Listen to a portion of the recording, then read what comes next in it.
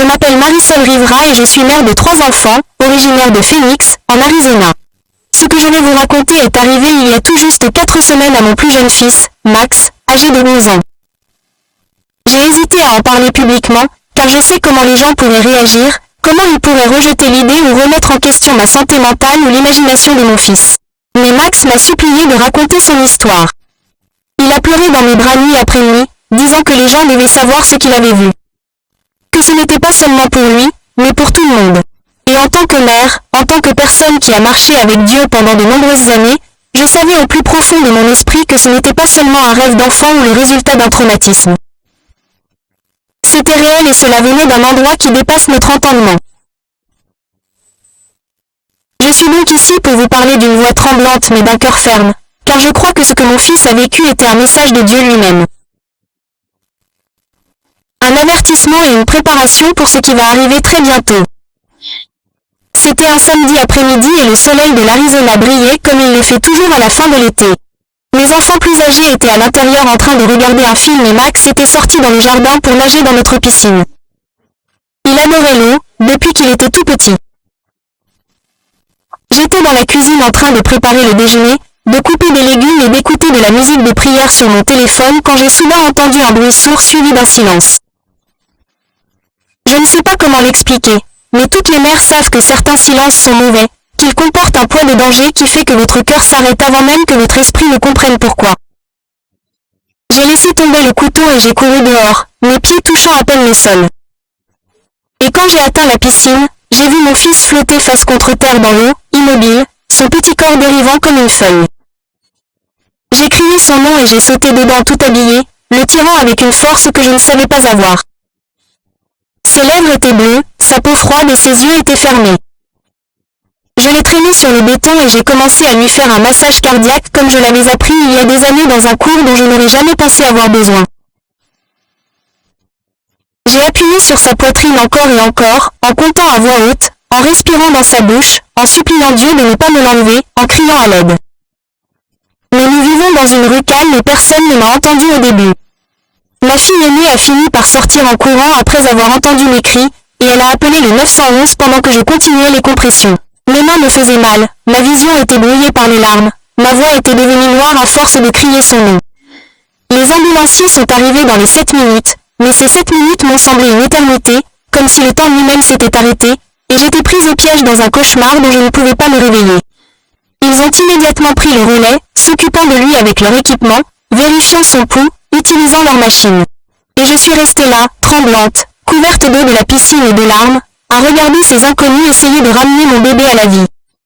L'un d'eux a levé les yeux vers moi et m'a dit que son cœur s'était arrêté, qu'il était resté sans oxygène pendant au moins 3 à 4 minutes, peut-être plus longtemps. Ils lui ont administré une décharge électrique dans la poitrine 1, 2, 3 fois, et à la 4e tentative, son cœur s'est remis à battre.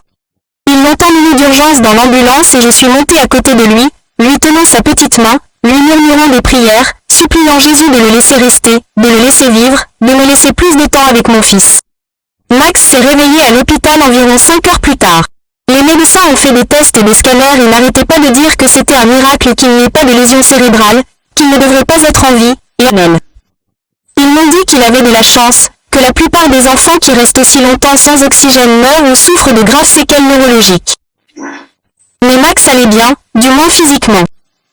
Lorsqu'il a ouvert les yeux et m'a vu assise sur la chaise à côté de son lit, la première chose qu'il a dite n'a pas été à propos de la piscine, de l'accident ou même de ce qu'il ressentait. Il m'a regardé avec une intensité que je n'avais jamais vue chez lui auparavant et m'a dit qu'il avait besoin de me dire quelque chose de très important, qu'il avait été ailleurs, qu'il avait vu des choses que j'avais besoin de savoir. Au début, j'ai pensé que c'était les médicaments ou le traumatisme qui lui jouaient des tours. Mais lorsqu'il a commencé à parler, j'ai réalisé que c'était différent. Mon fils, qui parle habituellement de jeux vidéo, de foot et de ses amis à l'école, parlait avec une clarté et une urgence qui n'étaient pas les siennes. Il m'a serré la main fermement et m'a fait promettre de tout écouter sans l'interrompre. Je me suis donc assise là et j'ai écouté, et ce qu'il m'a dit a tout changé. Max a raconté qu'après avoir caché sa tête sur le bord de la piscine et être allé sous l'eau, il s'est souvenu avoir senti l'eau remplir ses poumons, puis tout est devenu noir. Mais ensuite, il n'était plus dans la piscine. Il se tenait à l'extérieur de son corps, me regardant le sortir de l'eau et l'allonger sur le sol. Il m'a dit m'avoir vu faire des compressions thoraciques, avoir vu la position exacte de mes mains, avoir vu ma fille sortir en courant avec le téléphone, m'avoir entendu crier son nom encore et encore. Il m'a dit avoir vu mes larmes couler sur son visage, et il a dit que cela lui avait brisé le cœur de me voir souffrir autant. Mais il a également ressenti quelque chose qu'il n'avait jamais ressenti auparavant, un calme qui lui disait que tout irait bien, même s'il pouvait voir son propre corps sans vie étendu là sur le béton. Puis il a dit que quelqu'un lui a parlé par derrière. Une voix douce mais avec une autorité qui l'a fait se sentir complètement en sécurité. Lorsqu'il s'est retourné, il a vu un être fait de pure lumière. Si brillante qu'il ne pouvait distinguer aucun trait, aucun visage ni vêtement, juste une lumière qui semblait rayonner d'amour et de puissance en même temps. Max a dit qu'il a su instantanément, sans qu'on lui dise, que c'était Jésus. Il n'a pas parlé avec des mots que Max pouvait entendre avec ses oreilles, mais ses pensées sont devenues claires dans l'esprit de Max, comme si elles communiquaient directement d'esprit à esprit. Jésus lui a dit de ne pas avoir peur, qu'il était aimé et qu'il avait quelque chose d'important à lui montrer. En un instant, il n'était plus dans notre jardin.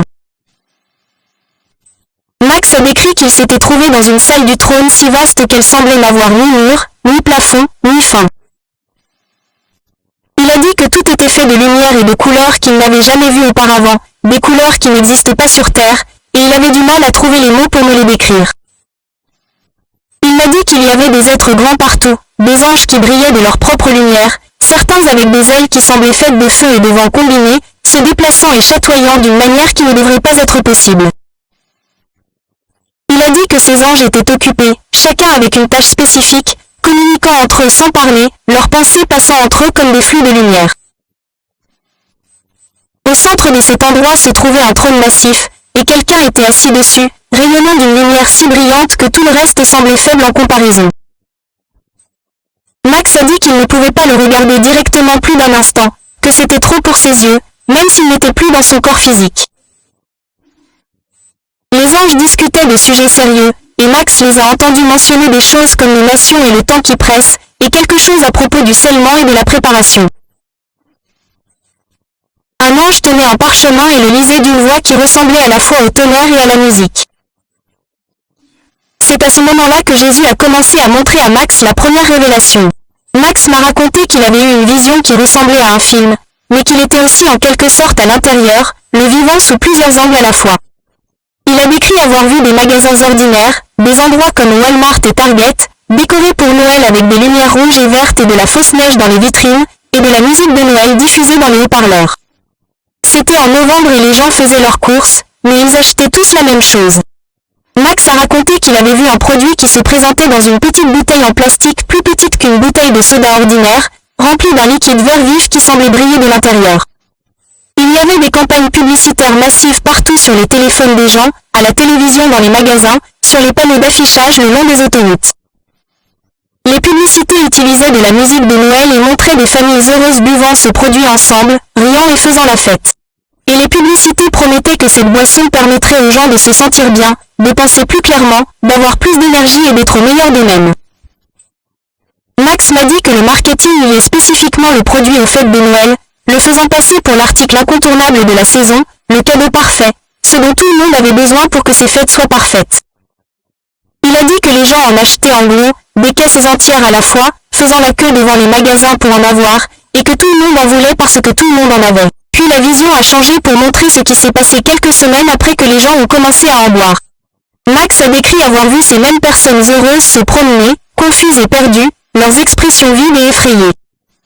Il m'a parlé d'une femme debout dans sa cuisine, ouvrant et fermant les placards encore et encore, incapable de se rappeler ce qu'elle cherchait. Puis elle s'est tournée vers son mari et lui a demandé qui il était, non pas pour plaisanter, mais avec une véritable confusion dans les yeux. Elle ne reconnaissait pas l'homme avec qui elle était mariée depuis 20 ans. Il a décrit un homme assis dans sa voiture sur un parking, fixant simplement le volant parce qu'il ne se souvenait pas où il habitait ni comment s'y rendre. Il m'a parlé d'une adolescente à l'école qui s'est mise à pleurer au milieu du cours parce qu'elle ne se souvenait pas de son propre nom. Et malgré tous ses efforts, elle ne pouvait pas se rappeler qui elle était ni d'où elle venait. Max a révélé que cela arrivait à des millions de personnes dans le monde entier, dans chaque ville et chaque pays. Les gens oubliaient leur identité, leurs souvenirs, leurs proches, leurs croyances. Il a dit que c'était comme si quelqu'un avait pris une gomme et effacé des parties de leur esprit, les laissant vides et perdus. Mais Max m'a ensuite dit qu'il avait remarqué quelque chose de crucial. Certaines personnes allaient parfaitement bien. Elles se souvenaient de tout. Elles reconnaissaient leur famille. Elles savaient qui elles étaient. Lorsqu'il a regardé de plus près ces personnes dans la vision, il a dit qu'elles avaient une marque sur le front, invisible à l'œil nu, mais ainsi spirituelle qui brillait d'une douce lumière dorée. Jésus lui a révélé qu'il s'agissait de personnes qui appartenaient à Dieu, des personnes qui priaient et croyaient en lui, des personnes qui avaient refusé de consommer la boisson parce que le Saint-Esprit les avait avertis. Max a déclaré: Jésus a expliqué que l'ennemi utiliserait ce produit pour commencer à changer les gens, pour effacer leur sens de soi et leur lien avec Dieu, afin de les préparer à quelque chose d'encore pire qui arriverait plus tard. Il a dit à Max que la boisson serait partout à partir de novembre, et que les chrétiens devaient prier et avertir les autres de ne pas en prendre, aussi attrayante qu'elle puisse paraître. La scène changea à nouveau, et Max était de retour dans la salle du trône, mais cette fois, l'atmosphère était différente. Les anges ne se contentaient plus de discuter calmement. Ils se préparaient activement à quelque chose, agissant avec urgence et détermination. Certains revêtaient une armure qui semblait être faite de lumière elle-même. D'autres se rassemblaient en formation comme une vaste armée prête au combat. Max me raconta qu'il avait vu un ange debout devant une table sur laquelle était étalée une carte. Mais ce n'était pas une carte normale. Il dit qu'elle était vivante, en constante évolution, montrant des villes et des pays brillants de différentes couleurs. Certains endroits brillaient d'une lumière dorée et blanche, tandis que d'autres étaient couverts d'ombres rouges foncées ou noires qui semblaient pulser d'une énergie maladive. L'ange expliqua sans dire un mot qu'une guerre était sur le point de commencer. Pas une guerre physique avec des armes à feu et des bombes, mais une guerre spirituelle pour les âmes des gens, pour savoir qui ils choisiraient d'adorer et de suivre. Puis cet ange montra à Max quelque chose à propos de l'argent, de la façon dont tout le système économique allait changer d'une manière à laquelle personne ne s'attendait. Max m'a décrit une autre vision, et celle-ci l'a d'abord troublé car elle semblait si étrange et impossible. Il m'a dit qu'il avait vu des gens vivre leur vie normale, aller au travail, faire les courses, payer les factures. Mais ensuite, à partir de novembre, quelque chose d'inhabituel a commencé à se produire avec l'argent. Les gens s'enrichissaient incroyablement fort. Il m'a décrit un homme qui avait vendu un vieux vélo cassé en ligne et avait réussi à en gagner 10 fois la valeur. Il m'a parlé d'une femme qui avait publié une simple vidéo sur les médias sociaux montrant sa routine quotidienne et qui, du jour au lendemain, avait gagné des milliers de dollars grâce à cela. Partout où il regardait dans la vision, les gens devenaient riches rapidement, l'argent coulait à flot et ils étaient heureux et excités, achetaient tout ce qu'ils voulaient, vivaient sans souci. De nouvelles applications pour téléphone sont apparues qui rémunéraient les gens pour tout, pour marcher un certain nombre de pas chaque jour, pour regarder des vidéos, pour manger dans certains restaurants, pour prendre des photos de leur nourriture. L'argent était si facile à obtenir que les gens ont arrêté de travailler à leur travail habituel, car pourquoi le feraient-ils alors qu'ils pouvaient gagner plus d'argent avec moins d'efforts en ne faisant presque rien? Max a déclaré que les gens étaient devenus obsédés par l'achat de choses, de biens matériels, d'articles de luxe, de grandes maisons, de voitures de luxe, de vêtements coûteux, et qu'ils publiaient des photos de tout ce qu'ils achetaient sur les réseaux sociaux pour les montrer aux autres. Mais Jésus a ensuite révélé à Max que tout cela faisait partie d'un piège, d'une tromperie soigneusement conçue. Il lui a montré ce qui allait suivre. En peu de temps, beaucoup de ces mêmes personnes avaient gaspillé tout leur argent. Elles ont acheté des choses dont elles n'avaient pas besoin. Elles ont cessé de se préparer pour l'avenir. Elles sont devenues paresseuses et accros au sentiment de gratification instantanée et à l'euphorie que procure l'achat de nouvelles choses. Puis, le flux d'argent s'est soudainement arrêté comme un robinet qu'on ferme. Les applications ont changé leurs règles. Les opportunités faciles ont disparu. Tout le système économique a basculé du jour au lendemain. Et les gens sont restés confus et désespérés, se demandant ce qui s'était passé. C'est à ce moment-là que Max a décrit quelque chose qui m'a profondément choqué et qui me donne encore des frissons chaque fois que j'y repense. Il m'a raconté avoir vu des gens acheter des produits alimentaires et de première nécessité, mais qui n'utilisaient ni billets ni carte de crédit. Ils utilisaient quelque chose de complètement différent, quelque chose dont ils n'avaient jamais entendu parler ni imaginé. Il a décrit des scanners à la caisse qui scannaient la main ou l'œil d'une personne, puis un nombre apparaissait sur un écran au-dessus d'elle. Max a dit que ce nombre indiquait combien de temps il restait à vivre à cette personne, à l'année, au mois, au jour et à l'heure près. Quand je lui ai demandé demandé ce qu'il voulait dire, il m'a expliqué que les gens n'achetaient plus du tout des choses avec de l'argent. Ils achetaient des choses avec leur espérance de vie restante, échangeant des portions de leur vie contre des biens et des services. Si quelqu'un voulait acheter une semaine de course, cela pouvait lui coûter 3 jours de sa vie. S'il voulait acheter une voiture, cela pouvait lui coûter une année entière de vie. S'il avait besoin de médicaments pour un enfant malade, cela pouvait lui coûter 5 années de sa propre vie. Max m'a dit que le système savait en quelque sorte exactement combien de temps il restait à chaque personne sur Terre, et que les gens pouvaient échanger leurs années, mois, jours et heures de vie contre ce qu'ils voulaient ou dont ils avaient besoin. Il a dit que ceux qui avaient été négligents avec l'argent à l'époque de la richesse facile étaient désormais complètement désespérés parce qu'ils n'avaient plus d'économie, plus de ressources et plus d'options que de commencer à vendre leur temps, leur existence même. Max a décrit des personnes prenant de terribles décisions. Échangeant 5 années de vie juste pour payer le loyer de quelques mois. Échangeant 10 années pour acheter des médicaments pour leurs enfants. Échangeant 20 années pour rembourser les dettes qu'ils avaient accumulées pendant la période d'abondance. Il a dit que certaines personnes avaient vendu tellement de leur vie qu'elles étaient devenues vieilles et fragiles presque du jour au lendemain, leur corps vieillissant rapidement parce qu'elles avaient échangé des décennies. Max a révélé que Jésus avait expliqué que ce système arriverait bientôt, qu'il semblerait impossible et qu'il ressemblerait à de la science-fiction, mais que la technologie combinée à des forces spirituelles obscures le ferait fonctionner exactement comme il l'avait montré. Jésus a dit à Max que le plan de l'ennemi était d'amener les gens à vendre leur vie morceau par morceau jusqu'à ce qu'il ne leur reste plus rien, jusqu'à ce qu'il ne soit plus que des coquilles vides sans temps restant, et qu'à ce moment-là, il serait trop tard pour faire marche arrière. La seule issue, a déclaré Max, était de refuser le système dès le début, de faire confiance à Dieu pour subvenir à ses besoins, de rejeter la tentation de la richesse facile et la fausse sécurité qui consiste à échanger sa vie contre des biens matériels. Max m'a alors raconté qu'il avait été emmené dans un autre endroit au paradis. Il a dit que cet endroit était plus sombre, plus lugubre, lourd de tristesse et de gravité. Il y avait une grande fenêtre et à travers elle, il pouvait voir la terre en bas tourner lentement dans l'espace. Belle mais aussi fragile et petite. Un ange se tenait à côté de lui et lui montrait du doigt un endroit précis du globe. Et Max a immédiatement su qu'il s'agissait des États-Unis d'Amérique.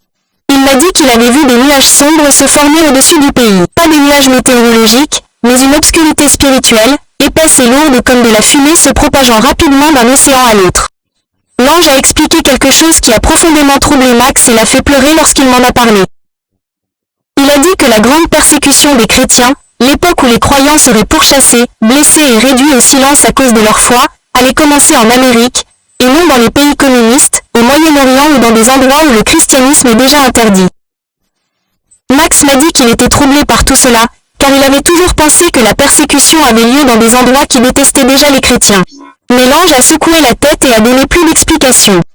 Il a révélé que l'Amérique comptait le plus grand nombre de chrétiens, le plus grand nombre d'églises, le plus grand nombre de médias chrétiens, le plus grand nombre de missionnaires envoyés dans d'autres nations. Et si l'ennemi pouvait détruire le christianisme en Amérique, cela dévasterait la foi dans le monde entier. L'ange a expliqué que l'Amérique était comme la racine d'un arbre, et que si vous coupez la racine, l'arbre entier tombe et meurt. Max m'a dit qu'on lui avait montré exactement comment cette persécution se déroulerait et que ce n'était pas comme on pourrait l'imaginer dans les films ou les livres d'histoire. Il a dit que cela ne commencerait pas par la violence ou par des soldats traînant les gens hors de chez eux au milieu de la nuit. Au lieu de cela, cela commencerait discrètement par de nouvelles lois et réglementations, des politiques qui semblaient raisonnables au premier abord. Il a raconté avoir vu des gens en costume assis dans des bâtiments gouvernementaux en train de rédiger de nouvelles lois et que les lois utilisaient des termes tels que prévenir le discours de haine, mettre fin à l'extrémisme religieux et protéger les communautés vulnérables. Max a déclaré qu'au début, de nombreuses personnes, même certains chrétiens, pensaient que cela sonnait bien, car qui veut soutenir la haine ou l'extrémisme. Mais il a ensuite vu ce qui s'est passé ensuite. Des pasteurs se sont fait arrêter pour avoir prêché certains passages directement tirés de la Bible. Des sermons qui avaient été prêchés pendant des siècles étaient désormais classés comme discours de haine et illégaux. Les églises se sont fait dire qu'elles ne pouvaient plus enseigner des vérités bibliques spécifiques sous peine d'amende, et si elles refusaient de payer ces amendes, leur bâtiment serait saisi et fermé définitivement. Max a raconté avoir vu des parents recevoir la visite de travailleurs sociaux et de représentants du gouvernement qui leur ont dit qu'enseigner Jésus et la morale biblique à leurs enfants était considéré comme un préjudice psychologique, une forme de maltraitance infantile qui endommageait les jeunes esprits. Il m'a dit avoir vu des parents qui refusaient d'arrêter d'enseigner leur foi à leurs enfants et que ces parents se sont vus retirer leurs enfants et les ont placés dans des familles d'accueil ou des établissements publics. Il a raconté avoir vu des gens perdre leur emploi simplement parce qu'ils étaient chrétiens. Un homme a été licencié pour avoir refusé de renoncer à ses croyances. Une femme a perdu son entreprise parce qu'elle priait avec ses employés avant de commencer le travail chaque jour. Puis Max a dit que la situation s'est rapidement aggravée. Les églises ont commencé à perdre leur statut d'exonération fiscale, ce qui signifiait qu'elles devaient soudainement payer des sommes énormes au gouvernement, tellement que la plupart n'avaient plus les moyens de garder leurs portes ouvertes. Les grandes églises, dotées de beaux bâtiments et de gros budgets, ont été les premières à fermer, car elles étaient les cibles les plus visibles. Seuls de petits groupes se réunissant en secret dans des maisons, des sous-sols et des forêts pouvaient continuer à prier ensemble. Max a révélé que les banques avaient commencé à fermer les comptes des chrétiens qui parlaient publiquement de leur foi. Et si quelqu'un publiait un article sur Jésus sur les médias sociaux ou partageait un verset de la Bible en ligne, il pouvait perdre tout son argent, ses économies étaient gelées et sa capacité à acheter ou à vendre lui était retirée. Puis il m'a raconté quelque chose qui l'a fait pleurer en le décrivant, et qui me fait pleurer maintenant en me rappelant ces paroles. Il a vu des gens se faire arrêter pendant la nuit, des véhicules banalisés s'arrêter devant des maisons pendant que des familles dormaient, des portes être défoncées, des gens disparaître sans procès ni explication, et certains d'entre eux ne sont jamais revenus. Max m'a dit que l'ange lui avait expliqué qu'une fois que la persécution aurait commencé en Amérique, le reste du monde suivrait rapidement le même schéma, comme des dominos qui tombent les uns après les autres. Le Canada allait mettre en œuvre des lois identiques, puis l'Angleterre, puis toute l'Europe suivrait. L'Australie et la Nouvelle-Zélande feraient de même. Max a raconté qu'on lui avait montré les Nations Unies faisant une annonce majeure dans laquelle elle créait quelque chose appelé la loi sur les préjudices religieux et l'unité. Et cette loi déclarait que toute religion prétendant être le seul véritable chemin vers Dieu était dangereuse et source de division et devait être arrêtée au nom de la paix et de l'harmonie mondiale.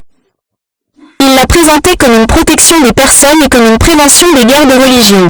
Mais Max a déclaré que Jésus lui avait dit très clairement que c'était un mensonge complet, que la loi avait été spécifiquement conçue pour effacer son nom de la terre, pour rendre illégal le fait de dire que Jésus est le seul chemin vers le salut. Max a révélé que d'autres religions seraient autorisées à continuer à pratiquer. Les musulmans pourraient toujours aller dans leur mosquée. Les bouddhistes pourraient perpétuer leurs traditions. Les hindous pourraient adorer leur divinité. Mais le christianisme, et plus particulièrement la foi en Jésus-Christ seul, serait criminalisé dans le monde entier. Il m'a dit que certains pays d'Afrique et d'Asie ont d'abord résisté à ces politiques parce qu'ils avaient une forte population chrétienne. Mais les Nations Unies et les puissantes nations occidentales leur ont lancé un ultimatum, leur disant que s'ils n'adoptaient pas ces lois contre le christianisme, toute aide financière, toute aide alimentaire, tout matériel médical et toute technologie serait coupée. Et ces pays qui dépendaient de ce soutien n'avaient d'autre choix que de s'y conformer ou de voir leur population mourir de faim. Mais l'expression de Max a complètement changé lorsqu'il m'a raconté la partie suivante. Et malgré les larmes sur son visage, il y avait quelque chose comme de l'espoir, comme de la joie qui perçait dans l'obscurité de ce qu'il venait de décrire. Il m'a dit que malgré la terrible persécution, malgré les arrestations, les lois et les souffrances, quelque chose de beau et de puissant s'était produit, quelque chose que l'ennemi n'avait pas prévu et qu'il ne pouvait pas arrêter. Max a dit qu'on lui avait montré un nouveau type d'église renaissant des cendres de l'ancienne. Et ce n'était pas une église avec des bâtiments, des prédicateurs célèbres, de gros budgets ou des programmes sophistiqués. C'étaient des gens qui se rassemblaient dans des maisons, des sous-sols, dans des forêts, dans des endroits secrets, se réunissant la nuit quand c'était plus sûr. Mais ils étaient remplis d'une audace et d'une intrépidité qui venaient directement du Saint-Esprit. Max a révélé que des jeunes, même des adolescents comme lui, et des enfants encore plus jeunes, sont devenus des leaders dans ce mouvement clandestin. Ils ont prêché avec audace malgré les dangers pour leur vie. Ils ont prié pour des miracles avec une foi qui les attendait à ce que Dieu agisse. Et ils ont été témoins des miracles qui se produisaient réellement sous leurs yeux. Des miracles qui ne pouvaient être ni expliqués ni écartés. Il a décrit des malades guéris instantanément lorsque ces jeunes croyants ont prié pour eux. Des aveugles ont recouvré la vue. Des sourds ont entendu pour la première fois. Des possédés par des démons ont été complètement libérés par un simple ordre au nom de Jésus. Max m'a dit qu'on lui avait montré des anges qui commençaient à apparaître visiblement pour protéger les croyants, pas seulement dans le domaine spirituel, mais d'une manière que les gens pouvaient réellement voir avec leurs yeux physiques. Il a décrit des anges montant la garde devant les maisons où les chrétiens priaient ensemble. des anges avec des épées flamboyantes empêchant les soldats d'entrer. Il a révélé avoir vu des anges semant la confusion chez les autorités venues procéder à des arrestations, leur faisant oublier leurs ordres ou se perdre ou avoir soudainement peur et faire demi-tour. Max a déclaré que malgré la persécution, ou peut-être à cause d'elle, l'évangile a commencé à se répandre plus rapidement qu'il ne l'avait jamais fait lorsque les églises étaient légalement libres de fonctionner sans restriction. Des milliers de personnes venaient à la foi en Jésus chaque jour. Des familles entières se tournaient vers le Christ ensemble, des quartiers entiers étaient transformés par la puissance de Dieu. Il m'a dit que Jésus avait expliqué que ce serait le dernier grand réveil, le dernier et le plus puissant mouvement de Dieu dont le monde n'ait jamais été témoin. Mais cela se produirait dans l'obscurité d'une persécution intense, et ceux qui tiendraient bon verraient des miracles qu'ils n'auraient jamais cru possibles. Max a décrit que tout devenait soudainement d'un blanc éclatant. Si lumineux qu'il a dû fermer les yeux, même s'il n'était même pas sûr d'avoir encore des yeux. Puis il a ressenti une douleur intense et écrasante dans la poitrine qui lui a coupé le souffle. Il m'a dit que la chose suivante qu'il a su, c'est qu'il était à bout de souffle, ses poumons brûlaient, il crachait de l'eau, et il a ouvert les yeux pour voir les ambulanciers l'entourer et moi, agenouillé à côté de lui tenant la main et pleurant. Il a entendu l'un d'eux dire qu'il était sans pouls depuis près de 4 minutes, qu'ils avaient retiré l'eau de ses poumons, mais que son cœur s'était arrêté et qu'ils avaient dû utiliser leur équipement pour le ramener à la vie. Quand Max a finalement pu parler, toussant et tremblant toujours, la toute première chose qu'il m'a dite, c'est qu'il devait me raconter tout ce qu'il avait vu, que c'était urgent, que les gens devaient savoir. Il m'a supplié de le croire, m'a fait promettre, là, dans l'ambulance, que j'en parlerai aux autres. Et en tant que mère, c'est exactement ce que je fais. Je veux que vous sachiez que mon fils n'est pas un menteur. Il n'a jamais inventé d'histoire ni cherché à attirer l'attention de cette manière. C'est un garçon normal de 11 ans qui aime le football, les jeux vidéo et faire du vélo avec ses amis. Ce qu'il a vécu était réel, et cela l'a changé d'une manière que je ne peux pas vraiment expliquer. Il prie différemment maintenant, avec plus d'urgence et de foi. Il lit sa Bible tous les jours sans que j'aie à le lui rappeler. Il parle de Jésus avec ses amis à l'école, même s'il sait qu'il pourrait les trouver étranges. J'ai prié constamment à ce sujet depuis que c'est arrivé, demandant à Dieu sagesse et discernement, le suppliant de me montrer si cela venait vraiment de lui ou si j'étais trompée. Et je continue de ressentir dans mon esprit que ce message doit être diffusé, que les gens doivent entendre ce que mon fils a vu. Les choses sont sur le point de changer rapidement, plus rapidement que nous ne le pensons tous. Le mois de novembre est important, un tournant. Nous devons prêter attention à ce qui se passe pendant cette période. Nous devons être prudents et priants quant à ce que nous achetons, ce que nous consommons, ce que nous mettons dans notre corps et les systèmes auxquels nous acceptons de participer. Mais le plus important, bien-aimés, nous devons prier comme nous ne l'avons jamais fait auparavant. J'appelle chaque mère et chaque père chrétien, chaque croyant qui entend ce témoignage. S'il vous plaît, priez. Priez comme si des vies en dépendaient, car c'est le cas. Priez pour la protection de votre famille. Priez pour la sagesse afin de reconnaître la tromperie lorsqu'elle se présente sous un déguisement. Priez pour avoir l'audace de rester ferme dans votre foi lorsque les choses deviennent difficiles et effrayantes. Priez pour les chrétiens du monde entier qui souffrent déjà. Priez pour les croyants d'Amérique qui seront les premiers à affronter cette persécution. Priez pour l'église clandestine qui se lève en ce moment même. Priez pour ceux qui devront bientôt faire face à la souffrance. Priez pour nos enfants afin qu'ils restent forts dans le Seigneur. Que cette génération soit la génération audacieuse et intrépide qui répand l'Évangile dans les moments les plus sombres sans compromis ni peur. Rapprochez votre famille de Jésus dès maintenant, pendant que vous le pouvez encore. Lisez la Bible ensemble tous les jours. Adorez-le chez vous. Parlez à vos enfants de leur foi et préparez-les spirituellement à ce qui va arriver. Construisez une véritable communauté avec d'autres croyants. Trouvez des chrétiens de confiance avec qui vous pouvez prier, partager des ressources et vous tenir ensemble lorsque les temps seront durs, car nous aurons besoin les uns des autres. Mon fils n'a que 11 ans et vient de Phoenix, en Arizona. Il n'est ni célèbre ni important aux yeux du monde, mais il a vu quelque chose de réel et de vrai, et il vous dit la vérité. Je le crois de tout mon cœur et de toute mon âme. S'il vous plaît, ne rejetez pas ce message ou n'ignorez pas ce que mon enfant a vu dans cet endroit au-delà de la vie. S'il vous plaît, je vous en supplie, priez et préparez-vous. Notre temps est compté, la moisson est prête, les ouvriers sont peu nombreux. Mais Dieu suscite un reste de croyants qui ne se prosterneront pas devant l'ennemi, qui ne compromettront pas leur foi pour le confort ou la sécurité, qui ne se tairont pas même lorsque le silence serait plus facile. Ferez-vous partie de ce reste? Resterez-vous ferme lorsque tout autour de vous tremblera? Ferez-vous confiance à Dieu même lorsque le système mondial vous promet tout si vous reniez son nom? Ce sont les questions auxquelles nous devons tous répondre bientôt. Et je prie pour que lorsque ce moment viendra pour chacun de nous, nous choisissions Jésus par-dessus tout, quel qu'en soit le prix. Que Dieu vous bénisse et vous garde, et que le Seigneur nous donne à tous du courage pour ce qui nous attend.